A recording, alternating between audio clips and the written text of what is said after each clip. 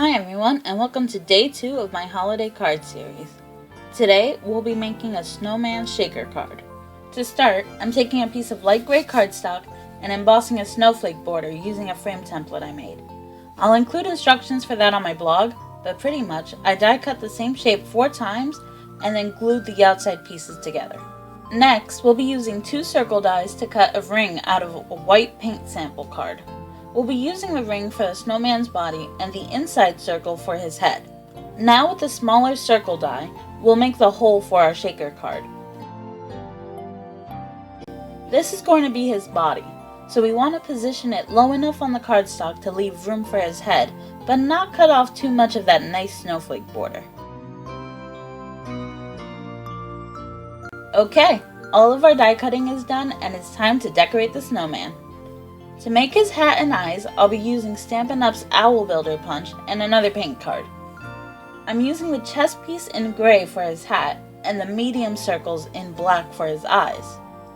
For his nose, I'm just quickly cutting a carrot shape out of an orange paint card. You could also use the heart shape from the Owl Punch, but I wanted something a little bigger.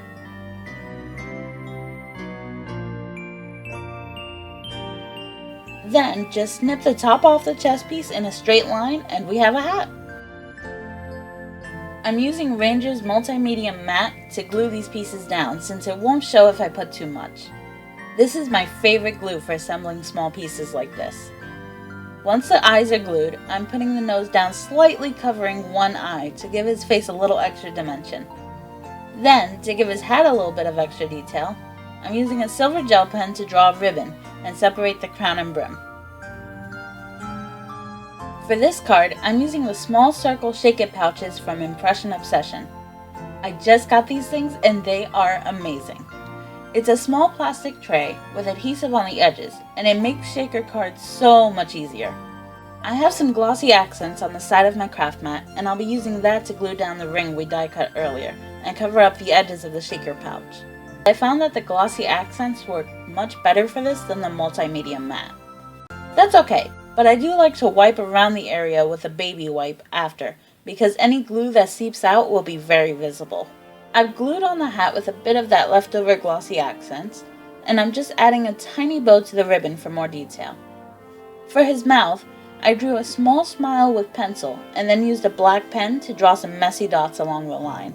It's supposed to look like rocks or coal, so they really don't need to be perfectly shaped or placed. With a white gel pen, I then added a small line of shine to each eye to give his face a little more life. While that dries, I'll go ahead and fill up the shaker pouch.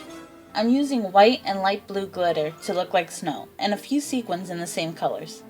I didn't put too much of either in here, since it was my first time using the shaker pouch, but it can hold a lot more if you wanted.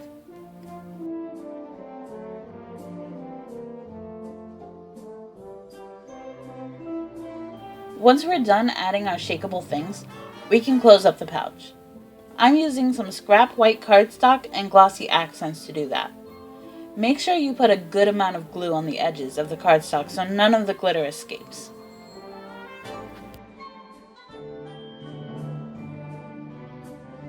With that firmly in place, we can turn our card front back over and stick the head on.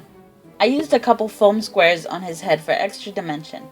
Before you do that though, if you want to add a scarf, I suggest you do it now. It's a bit more difficult to do later on. Then, I used my black pen to draw some stick arms on his body. I found this the easiest way to add arms, but you could use die cuts or stamps or twine instead for a different look.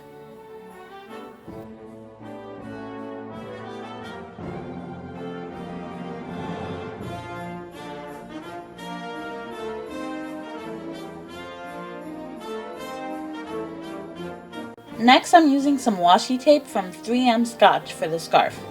I ripped off a small piece and worked it in between his head and body for the part around his neck. This did take me a couple tries, so if you can do this before sticking on the head, it would probably be better. Then, I ripped a longer piece for the rest of his scarf. It doesn't have to be perfect. A weird edge actually makes it look more realistic. Well, as realistic as a washi tape scarf can look.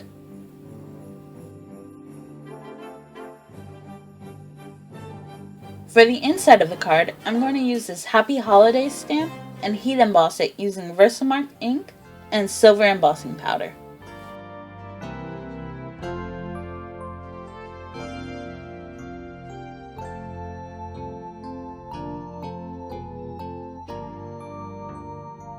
You can see I didn't get a very good impression, so I'm using my Versamarker to fill in the empty spots. Both the marker and ink pad use a clear sticky ink that's great for embossing.